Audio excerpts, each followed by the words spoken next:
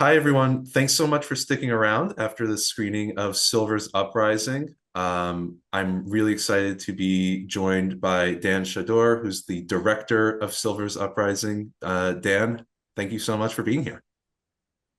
Hi, Joey. Thanks for showing the film. Thanks for having me. Yeah, absolutely. I'm sorry you couldn't join us in person, but we're really glad to have you in some capacity. Um, Yeah. so I think where I kind of want to start with this is. So this was your the next film you made after King Bibi. Um, Yeah.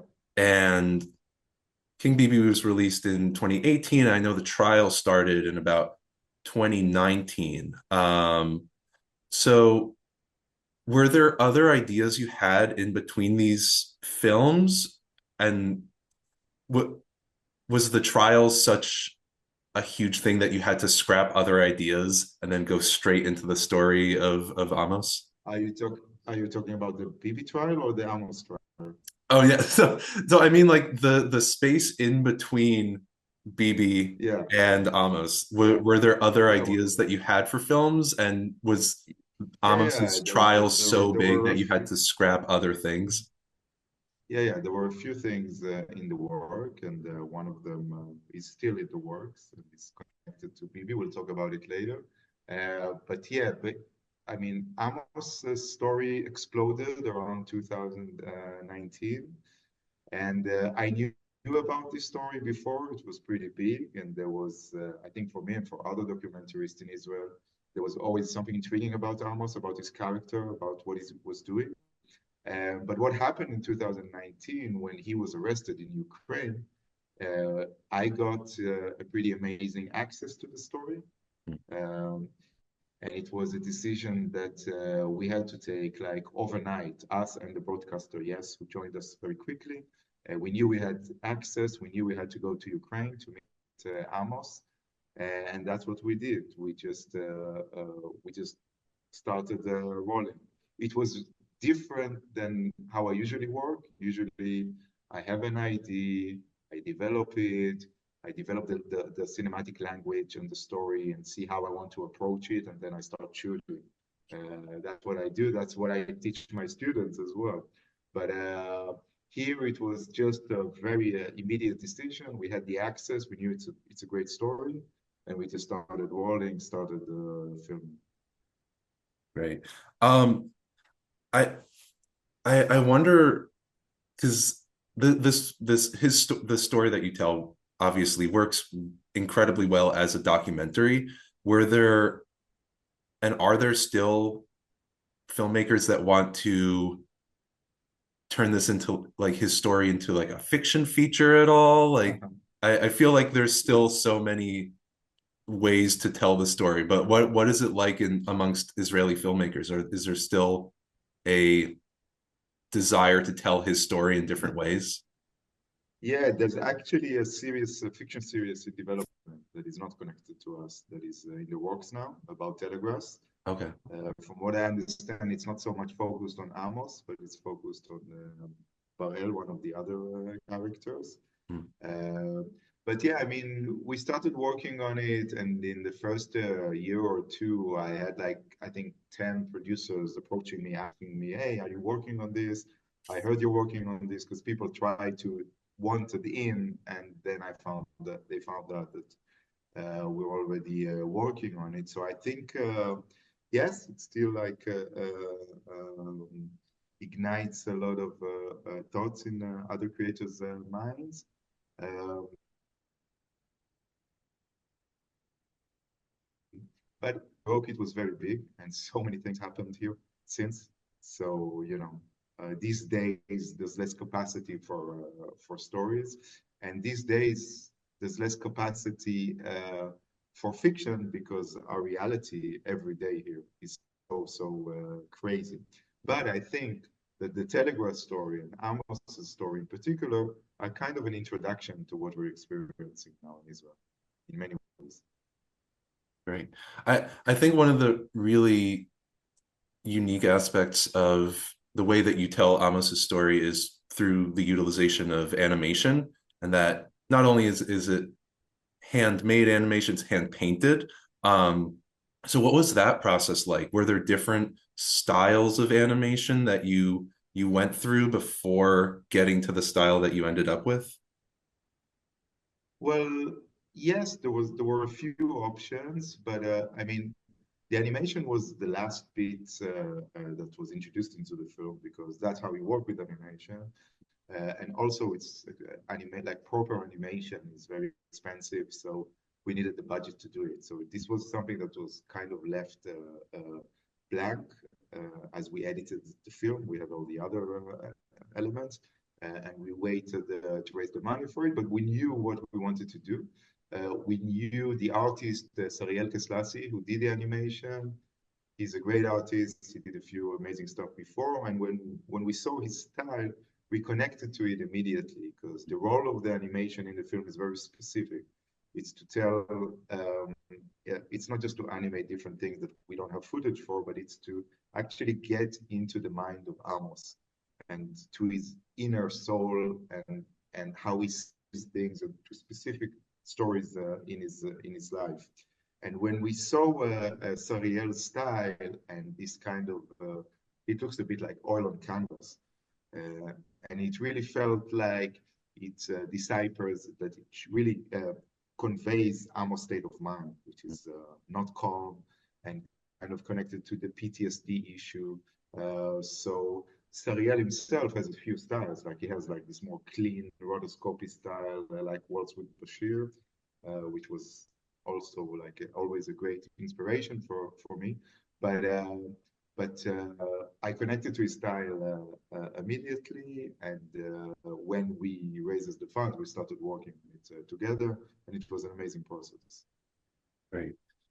Yeah, it's such a perfect style for the story that you're telling. I I'm so interested. One of the things that's kind of been a recurring theme in this festival is the response to films before and after October 7th, that there are filmmakers that had different intentions and with films that have kind of changed post October 7th. Yeah, I think the themes and ideas that you touch on in this film are kind of universal about young people trying to find their place in the world and having, agency and, that really thin line of like of young people kind of versus the government and how can those two yeah, things and the coexist? well, I think it relates first of all to a great anti-establishment movement that we Yeah. see all over the world, and that is kind of giving rise to certain populist leaders. We see it.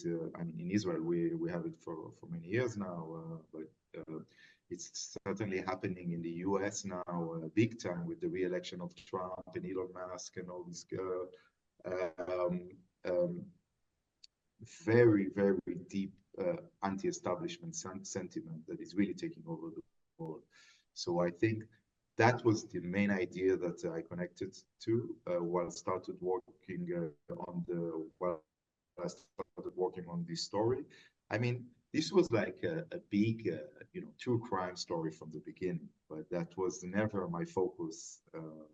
When I approached the film, I was really interested in the religious background um, and, uh, and and the idea of Amos being like this really anti-establishment in his core. I mean, in many layers, he was anti-establishment when he was Orthodox. Then he became anti-establishment in the army, and he was then like heads on with the establishment as a as a as a um, as an activist and then as a criminal. So these were the subjects that we wanted to touch, along with my partners for creation, Pinchas Via, the co-director, and Ido Mizrahi, the producer and co-writer. And we finished the film in May 23. Uh, so I mean, before October 7th, we had the judicial reform or revolution in Israel, which was kind of the introduction to October 7th. So that was the big thing. And the themes of the films really connected with that, because there's a large group of people in Israel who feel resentment to the establishment, and they're actually in power for many years, but they still feel this resentment. And I think Amos and Telegrass represent this sentiment in many ways. Yeah. And of course, the question is, what do you build instead of what you want to take down? And the answer of Amos and others is not clear. And I think this is the reason we are where we are now, because it's clear that many people want to take down the establishment, but it's not clear what they want to have instead of that. Right. And I think that's also the thing, is that there's a danger in ascribing all of your beliefs to a single person. But it's Correct. very Yes. easy for people to connect to a single person because they think that they'll fix everything, right? Yeah, well, that's one aspect that I didn't even think about. But yeah, there's a certain personality cult, the Telegrass story, that resonates with other stories that we see with leaderships around the world. And another thing that became very tragically relevant after October 7th was the PTSD story. Right. We're talking about people suffering in PTSD, which was a big thing in Israel for a few years already, and for them needing medicine or weed to help them with this trauma. And now we're talking about like this mega event. We can't even fathom how many people are in this situation, civilians and soldiers, and of course, not to talk about the Palestinians. So yeah, that's another element of the story that had become tragically relevant.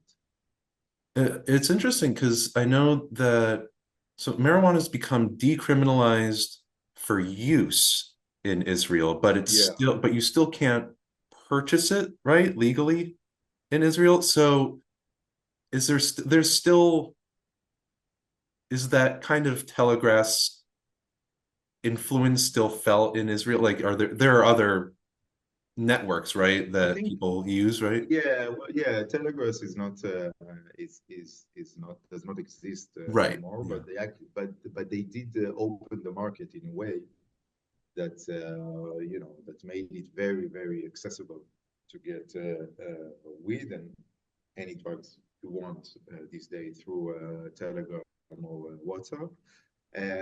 I think that the decriminalization process that happened around 2019, I think, was to some extent because of what Telegrass did. Mm. They kind of proved to the system that this thing cannot be stopped and cannot be controlled. And people in Israel, they're on one hand, they want to smoke. There's a lot of people who consume weed in Israel. And on the other hand, it's not people who like to abide laws or rules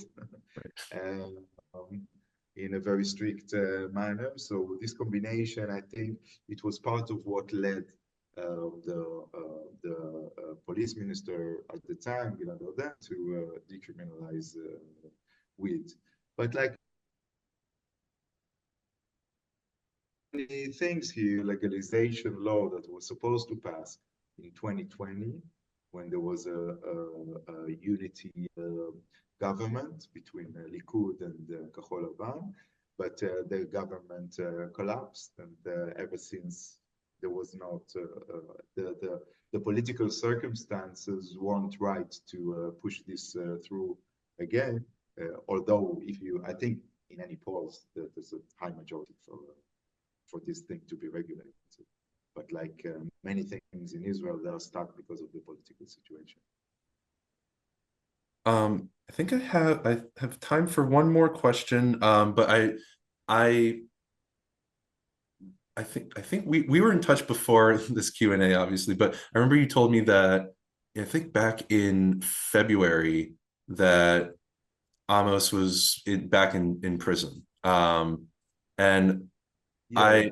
there's Well, there's yeah. but there was one thing that I kind of keep thinking about, and it's how you said, like, the the story's kind of been resolved, but like I wonder for you, do you feel like the actual do you feel like the story's been resolved? Do you feel like or do you feel like there's still things to tackle and go into with this story? Because I feel like it touches on so many aspects of Israeli society that I feel like you might have Yeah, I opened up mean, like a for me, I Pandora's mean, box, you know?